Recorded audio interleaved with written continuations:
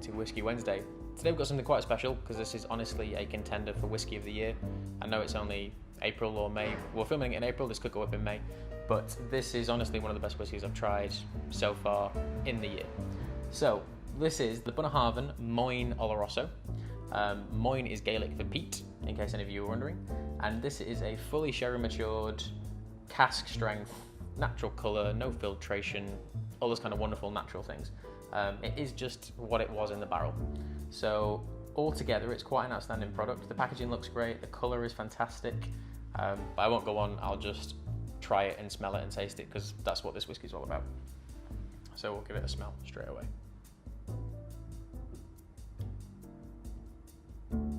Now typically Bunnahabhain is unpeated, but this is peated and it's all kind of vatted together from 7 individual sherry barrels.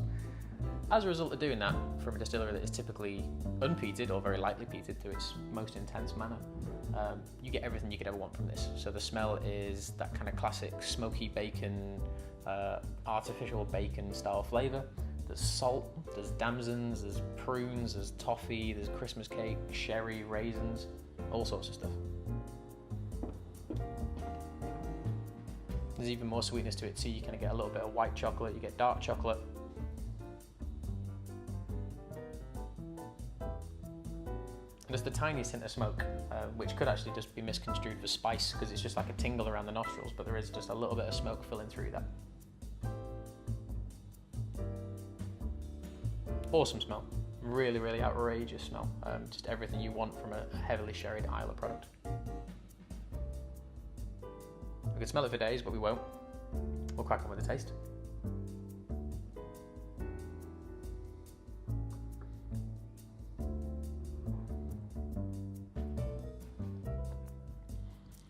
Now it is 60.1%, so it is a lot to deal with, but classic Bunnahabhain, it's manageable, it's approachable. If you have too much of it, then you will begin to feel that 60+%, just about. But it's just so rich and salty, it's almost like eating like a main meal. You've got kind of the sherries, that kind of rich sauce that accompanies everything. The body of the whiskey is like the main part of the main. And then you just get these little hints of sweetness and salt just kind of firing through it. Just kind of remind you that it's such a well-structured, well-balanced product. Give that one more go.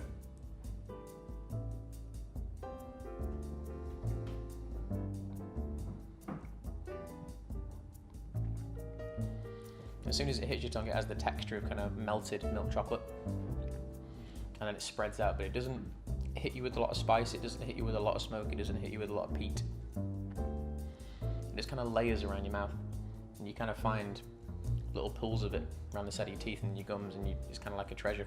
You find a little treasure kind of thing hidden behind your teeth. Really delicate finish. More salt. The aftermath of that sherry, but it's just turning a little bit bitter. It's not as sweet as the start. And when you take a deep breath in, just that kind of ethereal, smoky flavour.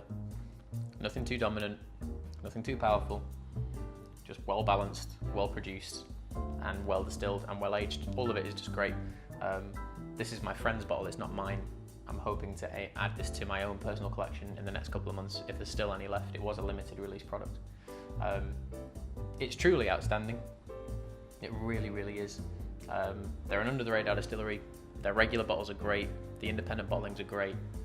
You can't really escape from how immense this distillery is, and it should be given more acclaim. If they did more stars like this, I think they would lean into that market because it is as good as Lagavulin, it is as good as Ardbeg, it is as good as Laphroaig. So there's no reason why they can't compete with those guys. They just maybe need to make a little bit more peated whiskey. There is no other score to give it in my mind. It's about 70 quid a bottle, or that's what I'm looking to pay for it anyway, it's about £70. And it can only be a 10. And that is the first 10 I've given in this kind of new capacity. I think I've only ever given one before, which was a Laphroaig 10 cask strength, so it tends to be an Islay style that gets these big scores. But it's, in my mind, affordable for a limited release product. It's as natural as it can be, It's got the smell, the palate, and the finish to compete with any of the biggest distilleries you can imagine. And it's something which might be somewhat of a bright spark for the future of Bunnahabhain. You never know. But Bunnahabhain Moine Oloroso, in my eyes, it's a 10. I know a few of you have bought it, because I know I don't know if it's just in the UK, but I've seen things being mailed out to Canada and the US and all this kind of thing. So if you have one, do let me know what you think. If you've opened it, do let me know. If you haven't, please open it and let me know. It's a remarkable product, and so far is the whiskey of the year. So when December rolls around, we'll see if it's still in that #1 spot. But there you go, Bunnahabhain Moine, 10 out of 10. Thank you for watching, and I'll see you all soon.